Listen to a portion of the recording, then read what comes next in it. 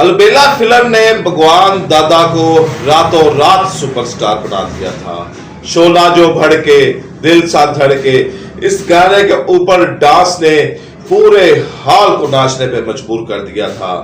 रातों रात भगवान दादा बॉलीवुड के तख्त पे बैठ चुके थे, सुपरस्टार बन चुके थे। हर जगह ये गाना बज रहा था और भगवान दादा का नाम गूंज रहा था।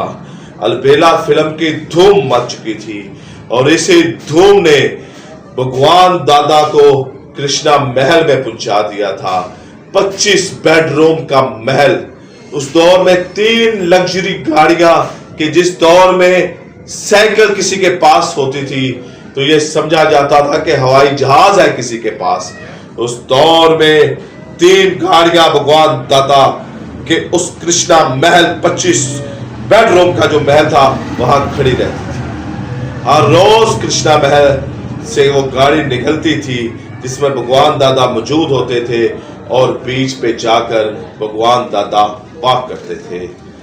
खानों के ऊपर बॉलीवुड के बड़े बड़े सुपरस्टार आते थे। भगवान दादा बॉलीवुड का चमकता धमकता सितारा बन चुके थे। प्रोड्यूसरों की लाइनें लग रही थी, डायरेक्टरों की लाइनें लग रही थी। बड़े बड़े अदाकार भगवान दादा के साथ दोस्ती की पींगे बढ़ाने की कोशिश कर रहे थे। बड़ी बड़ी अदाकाराएं भगवान दादा के करीब आने की कोशिश कर रही थी। अलबेला ने ऐसा अलबेला काम किया था कि भगवान दादा लग रहा था कि अब बॉलीवुड का एक बड़ा लंबे अरसे तक सुपरस्टार रहेगा। फिर भगवान दादा ने फिल्म बनाई, उसके बाद फिर एक और फिल्म बनाई, फिर उसके बाद एक और फिल्म बनाई और अपनी सारी कमाई इन फिल्मों के ऊपर लगा दी।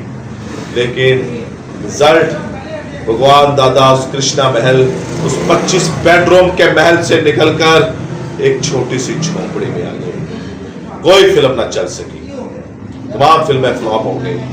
प्रोड्यूसरों ने मिलना बंद कर दिया भगवान दादा को, डायरेक्टरों ने मिलना बंद कर दिया, अदाकाराओं ने फोन उठाने बंद कर दिए। भगवान दादा के साथ सलाम लेना छोड़ दिया। भगवान दादा आहिस्ता आहिस्ता तन्हाई की गुमनाम दुनिया में चले गए और एक छोटी सी झोंपड़ी में जाके रहने लगे। जॉनी वॉकर उनके दोस्त एक दफा उनसे मिलने गए तो उन्होंने देखा कि उस झोंपड़ी में भगवान दादा के पास कोई सामान नहीं है। 25 बेडरूम के महल में रहने वाला अब छोटी सी झोंपड़ी में है और उसके पास कोई सामान नहीं है। एक चटाई है और उस चटाई के सामने एक थाली पड़ी है और उसमें भगवान दादा बैठ के खाना खा रहे हैं। उनके पाँव में चप्पल भी नहीं है, उनका पाँव सूजा हुआ है। जॉनी वॉकर ये देख के रो पड़े।